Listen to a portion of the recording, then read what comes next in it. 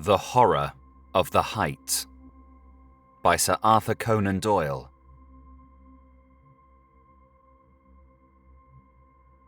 The idea that the extraordinary narrative which has been called the Joyce-Armstrong Fragment is an elaborate practical joke evolved by some unknown person, cursed by a perverted and sinister sense of humour, has now been abandoned by all who have examined the matter.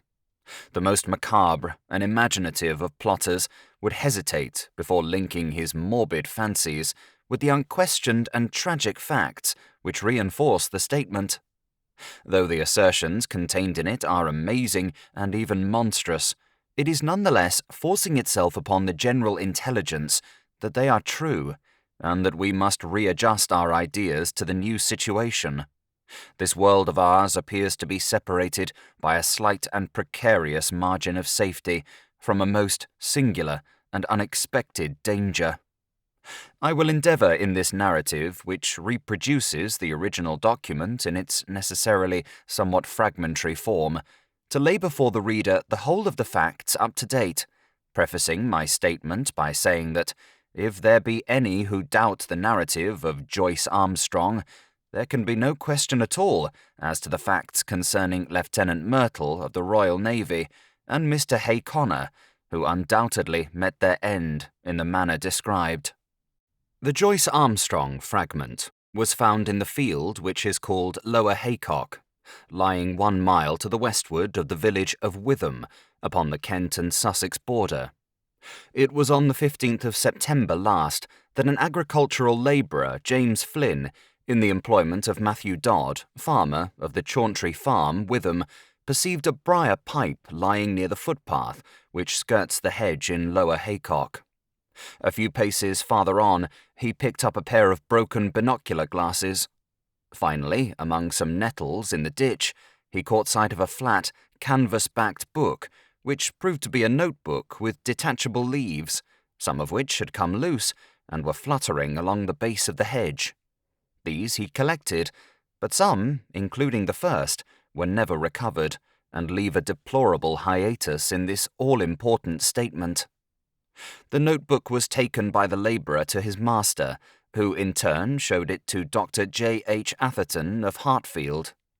This gentleman at once recognised the need for an expert examination, and the manuscript was forwarded to the Aero Club in London, where it now lies. The first 2 pages of the manuscript are missing. There is also one torn away at the end of the narrative, though none of these affect the general coherence of the story. It is conjectured that the missing opening is concerned with the record of Mr. Joyce-Armstrong's qualifications as an aeronaut, which can be gathered from other sources, and are admitted to be unsurpassed among the air pilots of England.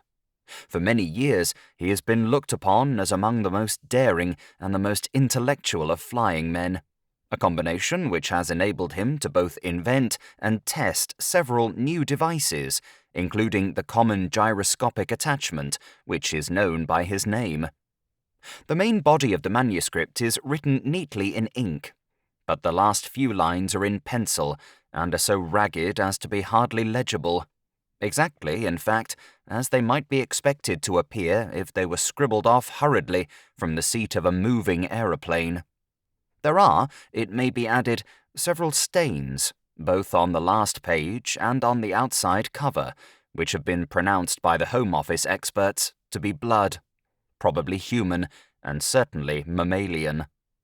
The fact that something closely resembling the organism of malaria was discovered in this blood, and that Joyce-Armstrong is known to have suffered from intermittent fever, is a remarkable example of the new weapons which modern science has placed in the hands of our detectives.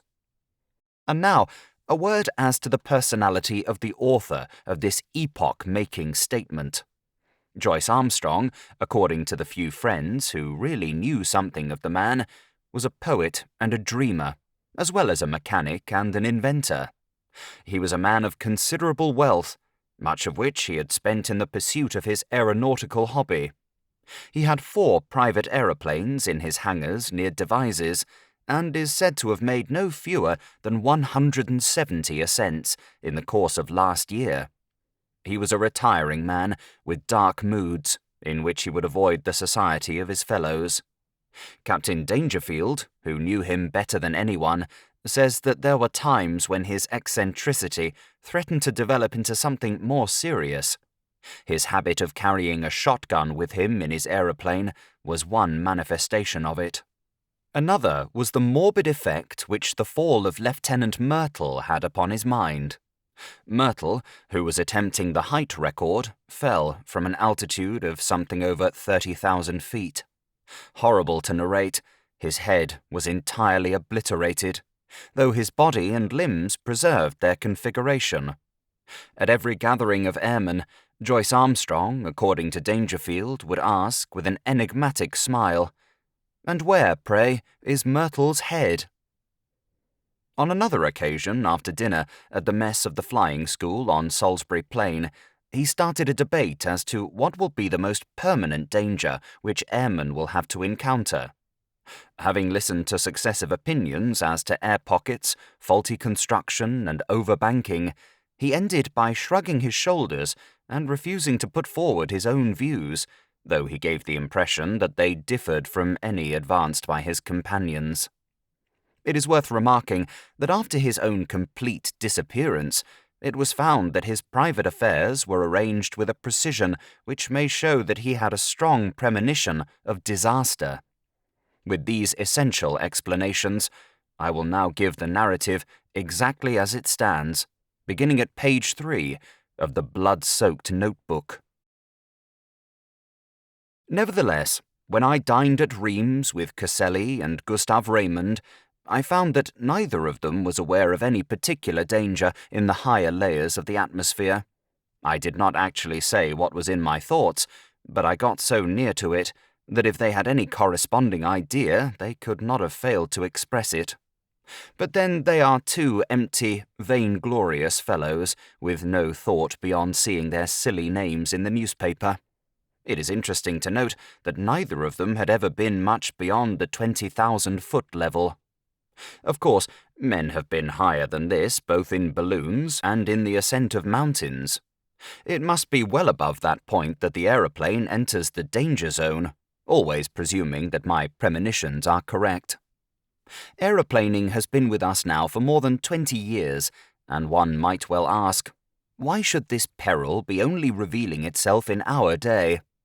The answer is obvious. In the old days of weak engines, when 100-horsepower Gnome or Green was considered ample for every need, the flights were very restricted. Now that 300 horsepower is the rule rather than the exception, visits to the upper layers have become easier and more common. Some of us can remember how, in our youth, Garros made a worldwide reputation by attending 19,000 feet, and it was considered a remarkable achievement to fly over the Alps. Our standard now has been immeasurably raised, and there are 20 high flights for one in former years. Many of them have been undertaken with impunity. The 30,000-foot level has been reached time after time, with no discomfort beyond cold and asthma. What does this prove? A visitor might descend upon this planet 1,000 times and never see a tiger. Yet tigers exist, and if he chanced to come down into a jungle, he might be devoured. There are jungles of the upper air, and there are worse things than tigers which inhabit them. I believe in time they will map these jungles accurately out.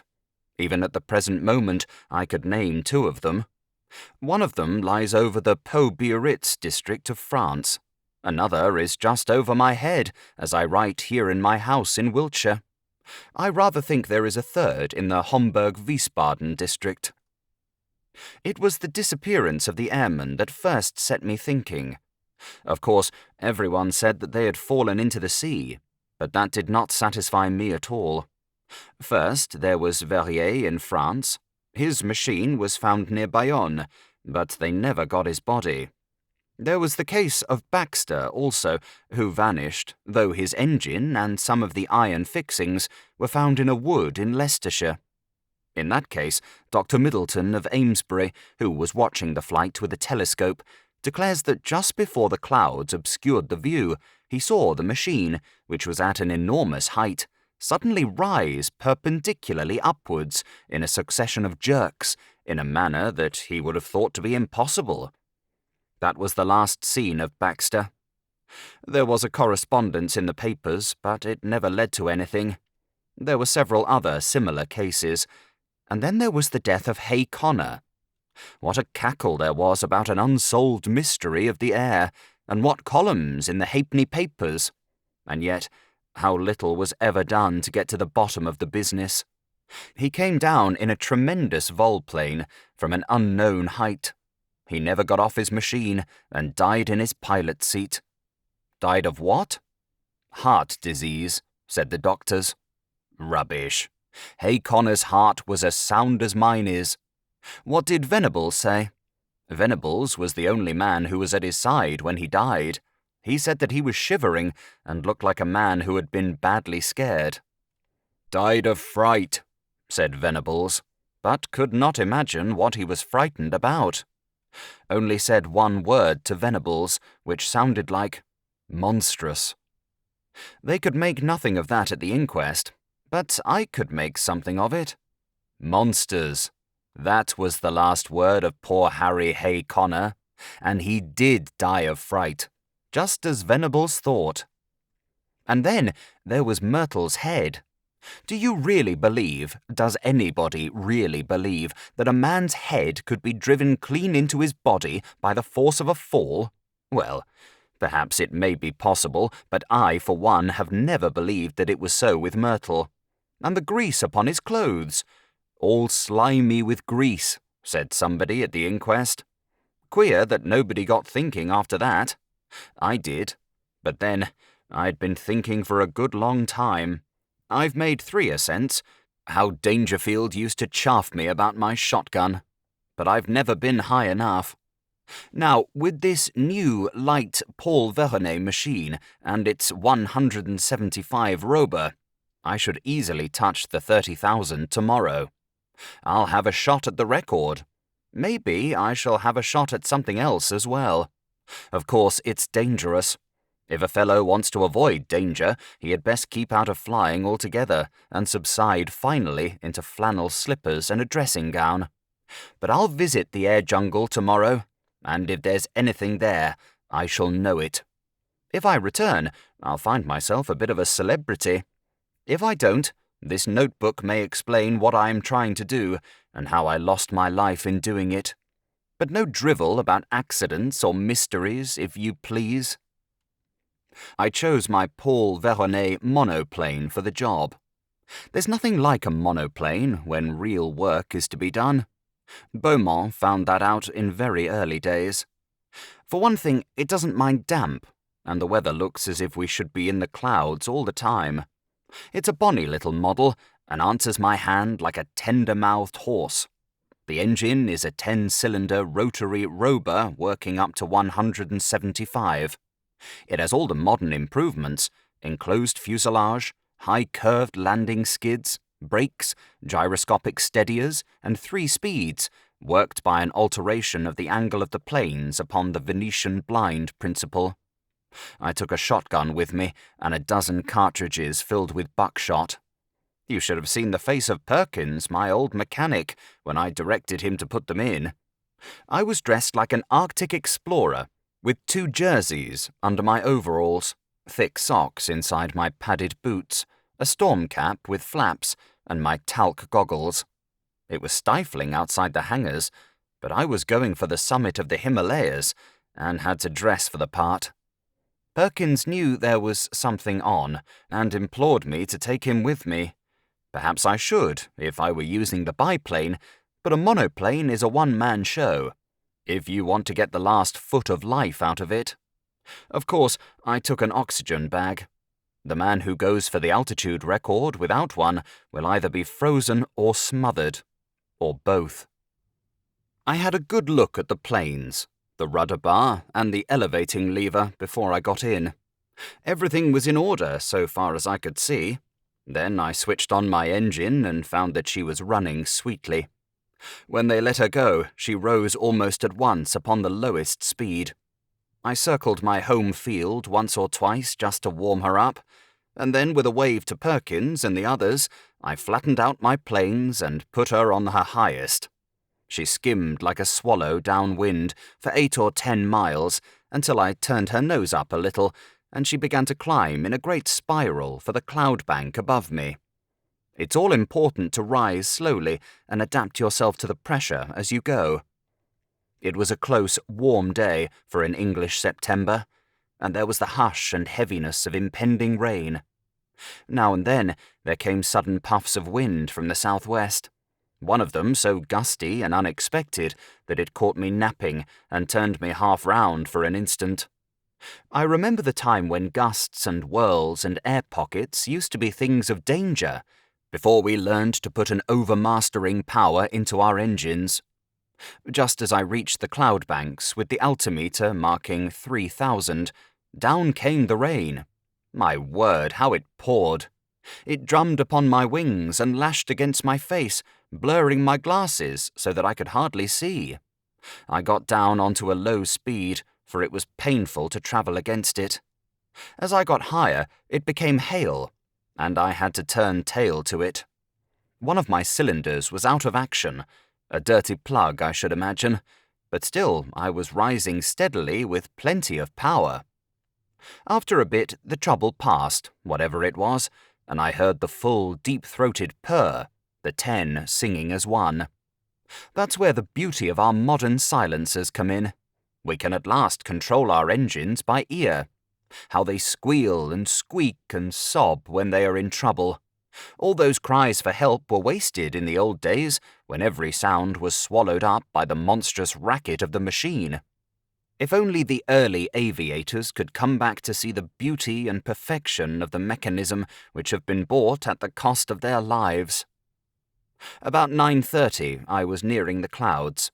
Down below me, all blurred and shadowed with rain, lay the vast expanse of Salisbury Plain. Half a dozen flying machines were doing hack work at the 1,000-foot level, looking like little black swallows against the green background.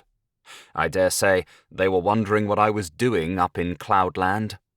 Suddenly, a grey curtain drew across beneath me, and the wet folds of vapours were swirling round my face. It was clammily cold and miserable. But I was above the hailstorm, and that was something gained. The cloud was as dark and thick as a London fog. In my anxiety to get clear, I cocked her nose up until the automatic alarm bell rang, and I actually began to slide backwards. My sopped and dripping wings had made me heavier than I thought. But presently I was in lighter cloud, and soon had cleared the first layer. There was a second, opal-coloured and fleecy, at a great height above my head, a white, unbroken ceiling above, and a dark, unbroken floor below, with the monoplane labouring upwards upon a vast spiral between them. It is deadly lonely in these cloud spaces. Once a great flight of some small water-birds went past me, flying very fast to the westwards. The quick whir of their wings and their musical cry were cheery to my ear. I fancied that they were teal, but I am a wretched zoologist. Now that we humans have become birds, we must really learn to know our brethren by sight. The wind down beneath me whirled and swayed the broad cloud plain. Once a great eddy formed in it, a whirlpool of vapour, and through it, as down a funnel, I caught sight of the distant world. A large white biplane was passing at a vast depth beneath me. I fancy it was the morning mail service betwixt Bristol and London. Then the drift swirled inwards again, and the great solitude was unbroken.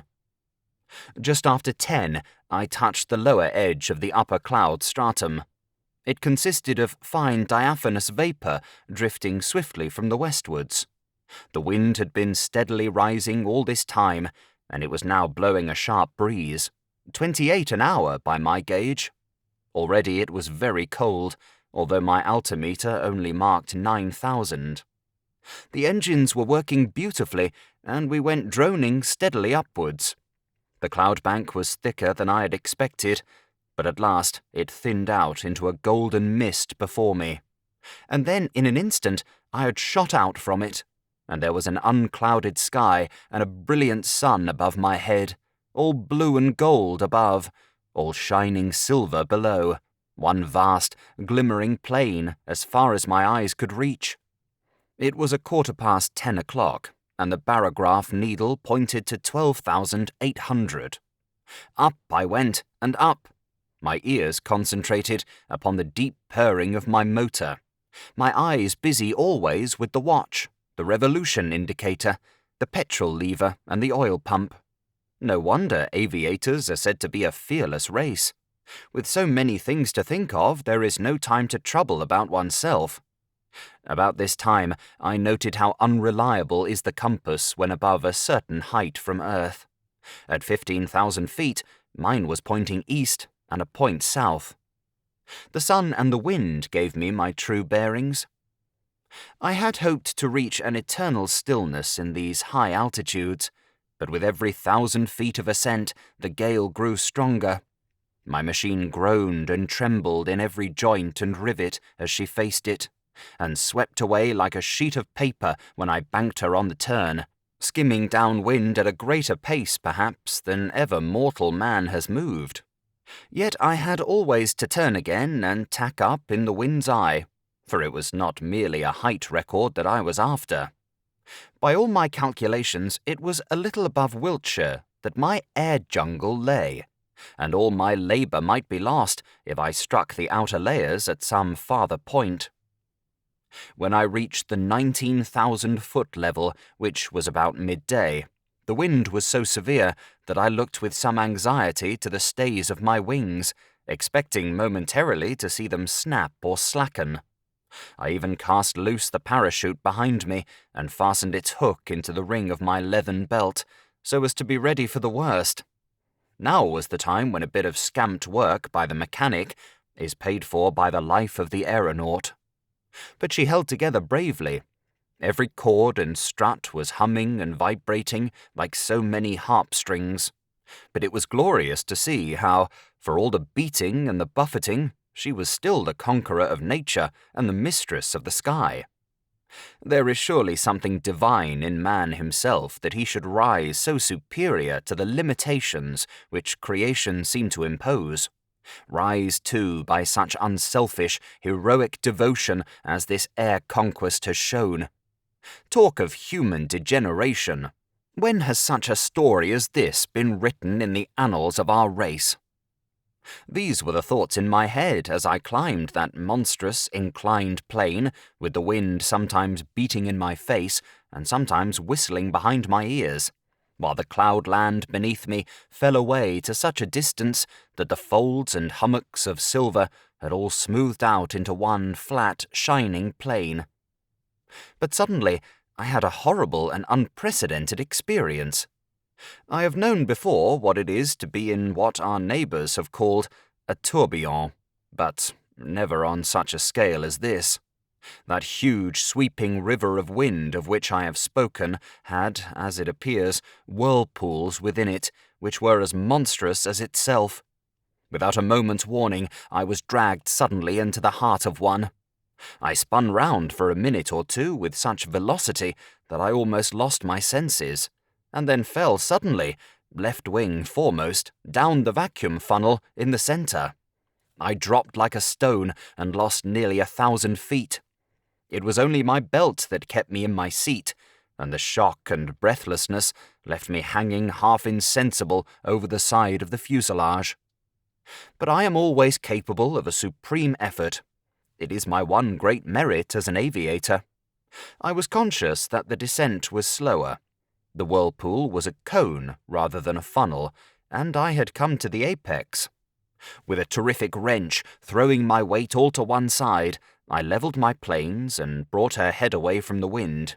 In an instant, I had shot out of the eddies and was skimming down the sky.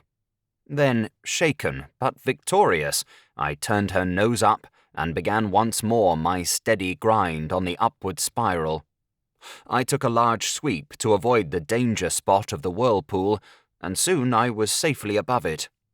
Just after 1 o'clock, I was 21,000 feet above the sea level. To my great joy, I had topped the gale, and with every 100 feet of ascent, the air grew stiller.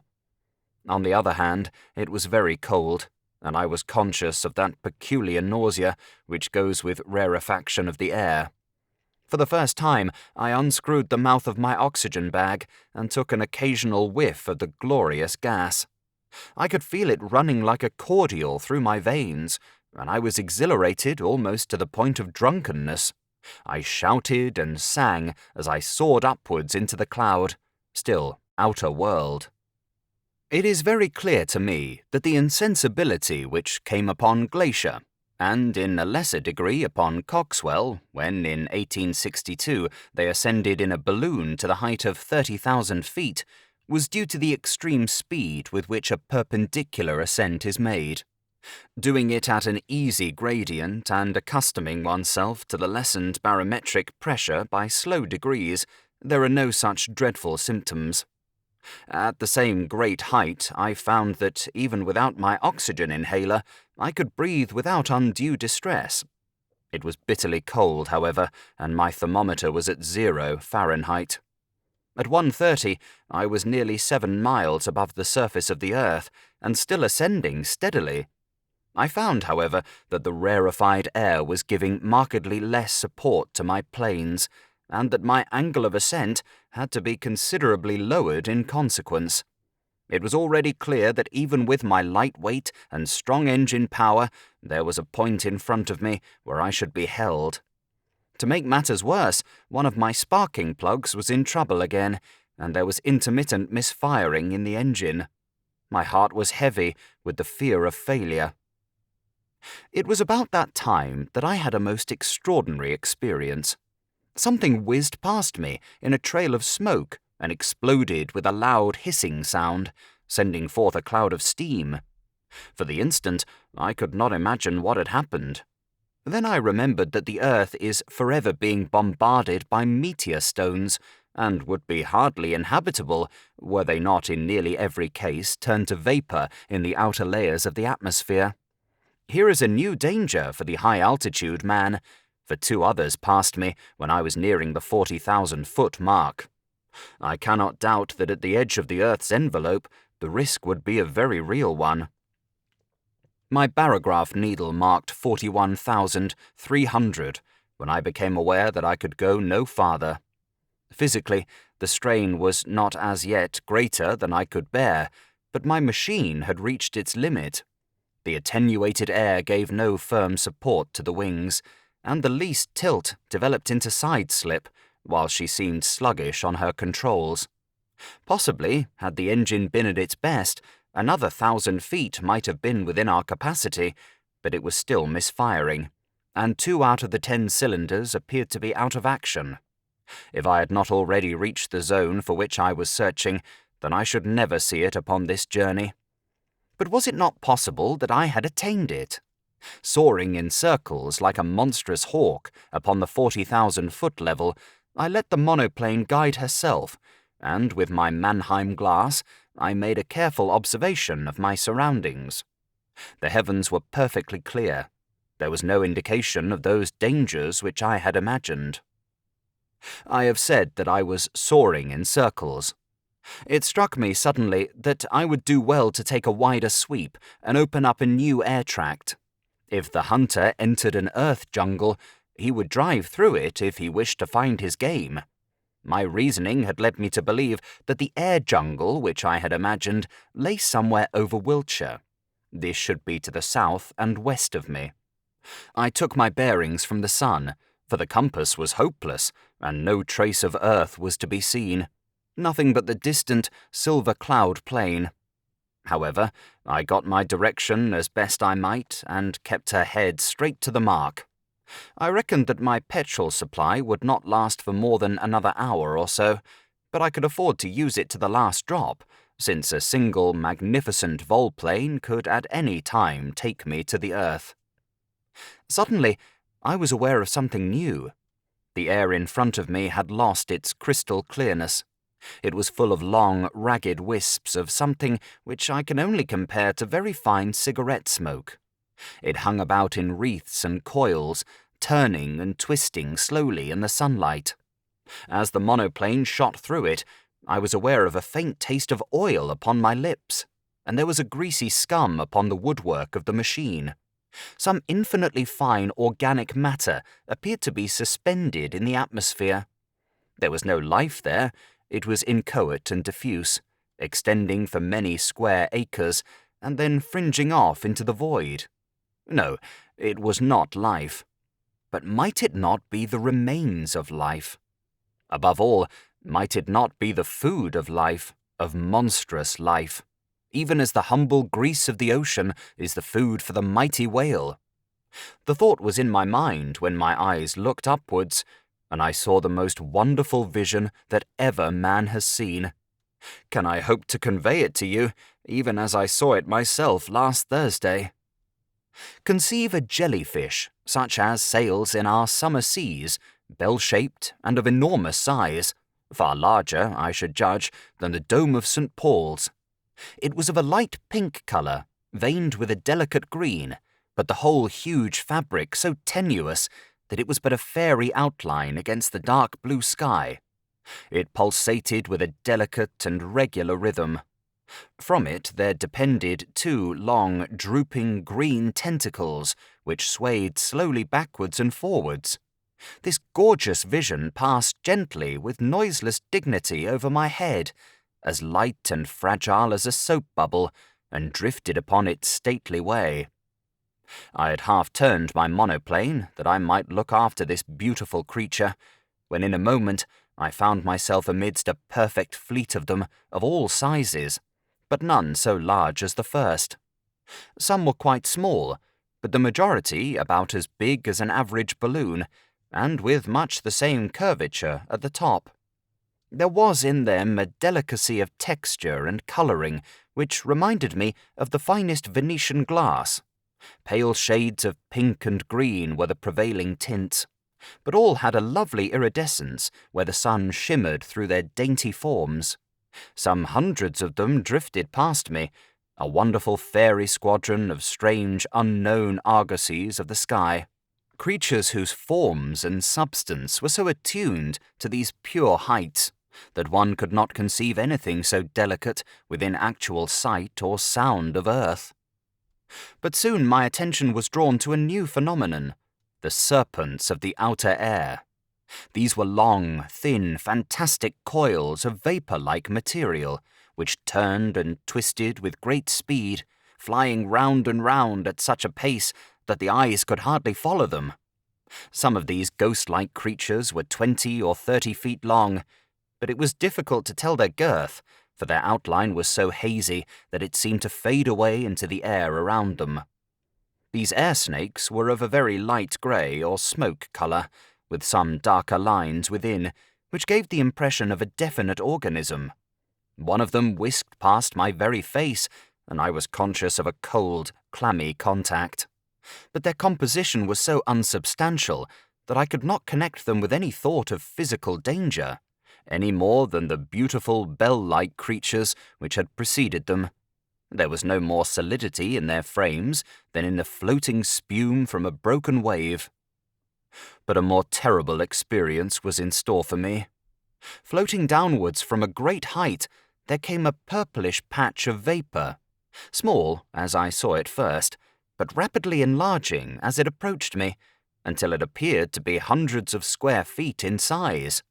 Though fashioned of some transparent, jelly-like substance, it was none the less of much more definite outline and solid consistence than anything which I had seen before. There were more traces, too, of a physical organization, especially two vast, shadowy, circular plates upon either side, which may have been eyes, and a perfectly solid white projection between them, which was as curved and cruel as the beak of a vulture. The whole aspect of this monster was formidable and threatening, and it kept changing its colour from a very light mauve to a dark, angry purple, so thick that it cast a shadow as it drifted between my monoplane and the sun. On the upper curve of its huge body, There were 3 great projections, which I can only describe as enormous bubbles, and I was convinced as I looked at them that they were charged with some extremely light gas which served to buoy up the misshapen and semi-solid mass in the rarefied air. The creature moved swiftly along, keeping pace easily with the monoplane, and for 20 miles or more it formed my horrible escort, hovering over me like a bird of prey which is waiting to pounce. Its method of progression, done so swiftly that it was not easy to follow, was to throw out a long, glutinous streamer in front of it, which in turn seemed to draw forward the rest of the writhing body. So elastic and gelatinous was it that never for 2 successive minutes was it the same shape, and yet each change made it more threatening and loathsome than the last. I knew that it meant mischief. Every purple flush of its hideous body told me so. The vague, goggling eyes which were turned always upon me were cold and merciless in their viscid hatred. I dipped the nose of my monoplane downwards to escape it. As I did so, as quick as a flash, there shot out a long tentacle from the mass of floating blubber, and it fell as light and sinuous as a whiplash across the front of my machine. There was a loud hiss as it lay for a moment across the hot engine, and it whisked itself into the air again, while the huge, flat body drew itself together as if in sudden pain. I dipped to a vol peak, but again a tentacle fell over the monoplane and was shorn off by the propeller as easily as it might have cut through a smoke wreath. A long, gliding, sticky, serpent-like coil came from behind and caught me round the waist, dragging me out of the fuselage. I tore at it, my fingers sinking into the smooth, glue-like surface, and for an instant I disengaged myself, but only to be caught round the boot by another coil, which gave me a jerk that tilted me almost onto my back. As I fell over, I blazed off both barrels of my gun, though, indeed, it was like attacking an elephant with a pea-shooter to imagine that any human weapon could cripple that mighty bulk. And yet I aimed better than I knew, for with a loud report, one of the great blisters upon the creature's back exploded with the puncture of the buckshot. It was very clear that my conjecture was right, and that these vast, clear bladders were distended with some lifting gas, for in an instant the huge, cloud-like body turned sideways, writhing desperately to find its balance, while the white beak snapped and gaped in horrible fury. But already I had shot away on the steepest glide that I dared to attempt, my engine still full on, the flying propeller and the force of gravity shooting me downwards like an aerolite. Far behind me I saw a dull, purplish smudge, growing swiftly smaller and merging into the blue sky behind it. I was safe out of the deadly jungle of the outer air. Once out of danger, I throttled my engine, for nothing tears a machine to pieces quicker than running on full power from a height. It was a glorious spiral volplane from nearly 8 miles of altitude. First to the level of the silver cloud bank, then to that of the storm cloud beneath it, and finally, in beating rain, to the surface of the earth. I saw the Bristol Channel beneath me as I broke from the clouds, but having still some petrol in my tank, I got 20 miles inland before I found myself stranded in a field 1/2 mile from the village of Ashcombe. There I got 3 tins of petrol from a passing motor car, and at 10 minutes past 6 that evening I alighted gently in my own home meadow at Devizes, after such a journey as no mortal upon earth has ever yet taken, and lived to tell the tale. I have seen the beauty, and I have seen the horror of the heights. And greater beauty or greater horror than that is not within the ken of man. And now it is my plan to go once again before I give my results to the world. My reason for this is that I must surely have something to show by way of proof before I lay such a tale before my fellow men. It is true that others will soon follow and will confirm what I have said, and yet I should wish to carry conviction from the first.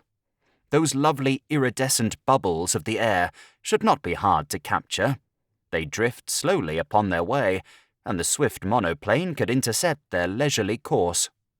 It is likely enough that they would dissolve in the heavy layers of the atmosphere, and that some small heap of amorphous jelly might be all that I should bring to earth with me. And yet, something there would surely be by which I could substantiate my story. Yes, I will go, even if I run a risk by doing so. These purple horrors would not seem to be numerous. It is probable that I shall not see one. If I do, I shall dive at once. At the worst, there is always the shotgun, and my knowledge of... Here, a page of the manuscript is unfortunately missing. On the next page is written in large, straggling writing. 43,000 feet. I shall never see earth again. They are beneath me, 3 of them. God help me. It is a dreadful death to die. Such, in its entirety, is the Joyce-Armstrong statement. Of the man, nothing has since been seen. Pieces of his shattered monoplane have been picked up in the preserves of Mr. Budd Lushington upon the borders of Kent and Sussex, within a few miles of the spot where the notebook was discovered. If the unfortunate aviator's theory is correct that this air jungle, as he called it, existed only over the southwest of England, then it would seem that he had fled from it at the full speed of his monoplane, but had been overtaken and devoured by these horrible creatures at some spot in the outer atmosphere above the place where the grim relics were found. The picture of that monoplane skimming down the sky, with the nameless terrors flying as swiftly beneath it and cutting it off always from the earth, while they gradually closed in upon their victim, is one upon which a man who valued his sanity would prefer not to dwell. There are many, as I am aware, who still jeer at the facts which I have here set down. But even they must admit that Joyce-Armstrong has disappeared, and I would commend to them his own words. This notebook may explain what I am trying to do, and how I lost my life in doing it, but no drivel about accidents or mysteries, if you please. Thank you for listening to The Horror of the Heights by Sir Arthur Conan Doyle. If you have enjoyed this audiobook, please consider subscribing and leaving a like to help in the making of future audiobooks.